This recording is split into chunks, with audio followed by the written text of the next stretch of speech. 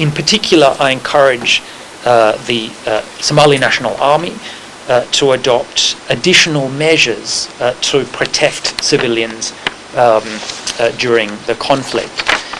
In particular, I'd encourage Somalia to adopt rules of engagement consistent with international humanitarian law, require investigations after military operations to ensure that no violations against civilians have been committed, to deploy legal advisors to give advice on the conduct of operations, and to establish a civilian casualty tracking cell modelled on that which exists in the African Union mission here, to ensure that the armed forces are systematically safeguarding civilians.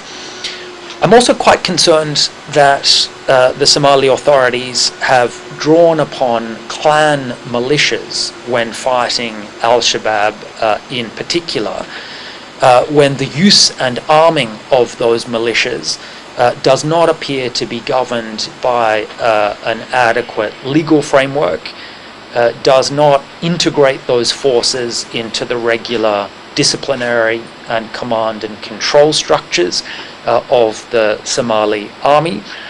And this, I think, is a potential recipe for abuses and violations.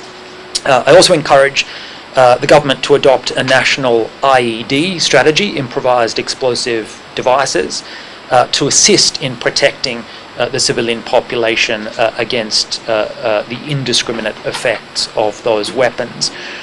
The Somali government and some of its partners, particularly the United States and the United Arab Emirates, are engaging sporadically in airstrikes against terrorist groups. I'm concerned about the lack of transparency around the use of those weapons, and encourage the authorities to ensure that airstrikes are under the command and control of the Somali government and are appropriately authorized by the Somali government.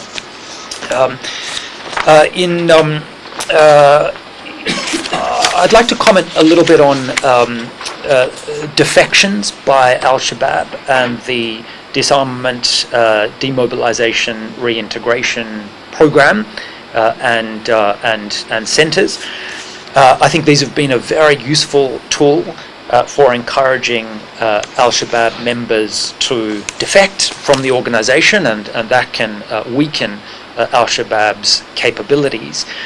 But I do have concerns about how that program operates. I mean, apart from the loss of funding very recently, which has led to the closure of some centres, including the 2 centres for women who leave Al-Shabaab, I'm concerned that the DDR program lacks a clear legal framework, that the criteria for screening members of Al-Shabaab are not public and transparent.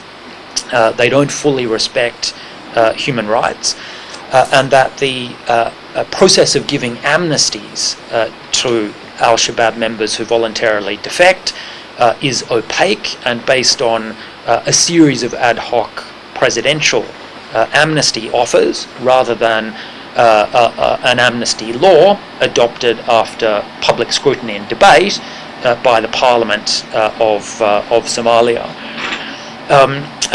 Most critically, I'm very concerned that the process for screening defectors does not appear to preclude or exclude those Al-Shabaab members who have committed serious international crimes. So Al-Shabaab members who might commit a war crime by murdering civilians or committing acts of sexual violence or forced recruitment or forced marriage could potentially still be eligible for the DDR program, and that is inconsistent with minimum international law standards. Somalia has adopted some good laws to counter the financing of terrorism. So at least 3 laws deal with that problem to try to choke off the $100 to $150 million a year that Al-Shabaab extorts from people and businesses and illegal activities here in Somalia. But I do have concerns that some of those laws go too far, and in particular have the effect of deterring or chilling the capacity of humanitarian actors to access Al-Shabaab controlled areas and to provide essential life-saving humanitarian aid to civilians in acute need. Under international humanitarian law, Somalia has an obligation to allow and facilitate the rapid and unimpeded delivery of independent and impartial humanitarian relief. The Security Council has also passed resolutions with exemptions from counterterrorism and Somali sanctions for humanitarian action. And what I would propose is that Somalia ensures that its terrorist financing laws exclude independent, impartial humanitarian assistance from not only its implementation of Security Council sanctions, but also its own unilateral sanctions, because the Somali government has its own additional list of terrorists, as well as criminal terrorist financing and asset freezing laws. I'd also encourage Somalia to not only exempt humanitarian relief by the United Nations and its partners, but also by other independent, impartial humanitarian actors. In this context, I would note that Somalia has already adopted other laws to prevent the abuse of or diversion of humanitarian aid to terrorism. Humanitarian actors themselves have very responsible due diligence measures to prevent their aid being diverted. So there are other ways of preventing funds and assets getting into the hands of terrorists which do not choke off essential humanitarian aid. I'm also quite concerned that financing laws, plus some of the offences in the Counter-Terrorism Act, also have chilling effects on civil society, non-government organisations, human rights defenders, and the media here in Somalia as well. I'm particularly concerned by a significant number of reports I've received about arbitrary arrests, assaults, intimidation, and even prosecution of journalists reporting on terrorism for simply doing their job. This is in addition, of course, to threats faced from Al-Shabaab. Additionally, some media outlets have been suspended by the government. Some of them have had accounts frozen. Websites and social media platforms have been suspended or shut down for commenting on terrorism or counter-terrorism. The authorities have also issued numerous vaguely worded directives prohibiting the dissemination of terrorist or extremist messages, and the NISA Act also has various prohibitions on disseminating information relating to NISA's activities. I'm also concerned about the National Media Law, which equally prevents false and unfounded information or other information endangering national stability. Many of these laws are vaguely worded, they're overbroad, they're prone to abuse, and they do have a chilling effect in practice on the ability of journalists to do their job. I encourage the Somali government to be more transparent and open about its terrorism, its response to terrorism, its counter-terrorism operations, Of course, sometimes there are legitimate reasons for the government to restrict certain information if that's necessary to ensure the security of current military or other law enforcement operations. But those should be the exception, not the norm. And I'm concerned that the climate here in Somalia at the moment makes it very difficult for the media to fulfill the public's right to information about matters which deeply affect every Somali citizen. Um, Two final matters before I open to questions. Um, I would encourage Somalia to consider improving its mechanisms for the oversight and accountability of its counterterrorism activities. Most of the security actors, so the police, NISA, the military, the financial agencies, are only subject to either internal scrutiny mechanisms or mechanisms which are still part of the executive government, like governing ministries. It's best practice under international law to, in addition to internal security, internal oversight mechanisms, to have external independent civilian oversight of policing, the military and intelligence mechanisms. I regret that 13 years after the provisional constitution was adopted, Somalia has still not adopted a national human rights commission. It hasn't created the ombudsman to investigate violations of basic rights and illegality and corruption in government. It hasn't created a constitutional court as envisaged, and it dissolved the Independent Anti-Corruption Commission in 2022. I'm very concerned that under the NISA Act, there are no complaints mechanisms for people who allege that NISA has violated their rights. And to the contrary, the NISA Act even gives broad immunities to members of NISA from investigation and prosecution, unless the Director General agrees to allow somebody to investigate. All of this is not consistent with the right to an effective remedy and accountability for serious violations of human rights under international law. Prisons also should be subject to independent external oversight. Under the Counterterrorism Law, Counterterrorism Act,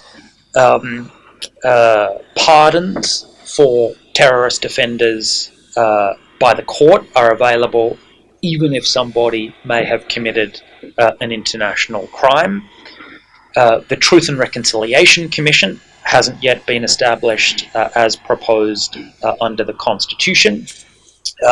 And I'm concerned at reports I've received that even when sometimes people are investigated, so state officials are investigated for violations, political factors, clan affiliations can sometimes, even traditional justice processes, can sometimes interfere with formal accountability under the rule of law. Finally, I'd like to say something about what the United Nations calls the conditions conducive to terrorism, which means basically the root causes of terrorism. Under the United Nations counterterrorism strategy, a range of factors can lead people to join terrorist groups. They include things like prolonged conflict, state violations of human rights, discrimination, political exclusion, and economic marginalization. I'm pleased that the Somali national strategy to prevent and counter violent extremism acknowledges that all of these factors can be relevant to the recruitment of Somalis to terrorist groups. I'm pleased that Somalia, as I mentioned, has a comprehensive strategy to stabilise recovered areas, to expand the state's security presence, to increase the availability of basic services, and to promote development in those regions, even though, of course, all of those efforts are subject to very severe resource constraints. I would like to make 3 recommendations in relation to these issues. Number 1, on economic marginalisation. Obviously, Somalia is under great pressure with the deep cuts to donor funding. Somalia has a very low revenue or tax base. And although the government has been making efforts to improve the tax base, I think if you want to seriously pay for the kinds of basic services, development, stabilization that is needed to prevent people joining Al-Shabaab, then Somalia needs to do better. It needs to make establishing a universal taxation system to increase government revenues, to be able to pay for the things that its citizens need, and not be so dependent on donors. Then much more effort needs to go into expanding government revenues. Somalia shouldn't rely so much on private sector service provision, which leaves lots of people without adequate water, energy, sanitation, etc. These are public goods that should be provided by the government where there are those gaps. Secondly, on governance, efforts to counter terrorism are being undermined by certain current political factors. The centralisation of political power, irregular and contested processes of constitutional reform, which have alienated some federal member states, excessive political influence of some major clans, including an unrepresentative 4.5 formula, which appears to give a 0.5 share to perhaps 30% of the population, many of whom are minorities, including the Bantu. The lack still of a one-person, one-vote direct election model, although I acknowledge the government's efforts towards achieving that. Restrictions on the number of political parties, the lack of a fully independent and impartial judiciary, and chronic underrepresentation of women in public life and the security sector. Corruption also drains the government and the economy and depletes public trust, and yet the Corruption Commission was recently dissolved. So here I urge Somalia to embark on a genuinely inclusive, bottom-up, transparent and meaningful national political dialogue beyond the current NCC process, including all stakeholders, all federal member states, to determine inclusively Somalia's political and constitutional future, to ensure political power is fairly distributed and includes minorities, and to redouble efforts to combat corruption. Final point just on conflict resolution. Somalia in recent years has adopted a heavily militarized approach to combating Al-Shabaab in particular. And although that has made important gains, I do think there is a consensus now that there can be no military solution to Al-Shabaab. It can be degraded through military and law enforcement action, but we need to use other tools to also combat the problem. I'm pleased that Somalia has encouraged high-level defections from Al-Shabaab and pursued the DDR process, but I encourage the government to farxadda iyo wadajirka qoyskaagu waa adeegsiga xawaaraha sare leh ee internetka Telesom Fiber ku xooji ganacsigaaga internet xawaare sare leh oo aan kala go'ayn shirkadda Telesom waxay casriyeyn kuugu samaysay internetka fiberka guryaha iyo ganacsigaba si aad u soo gashato fiberka Telesom booqo xarunta kuugu dhow amba ka dalba website-ka telesom.com sidoo kale waxaad garaaci kartaa lambarka xidig 121 Telesom Fiber waa internetka ugu xawaaraha sareeya dalka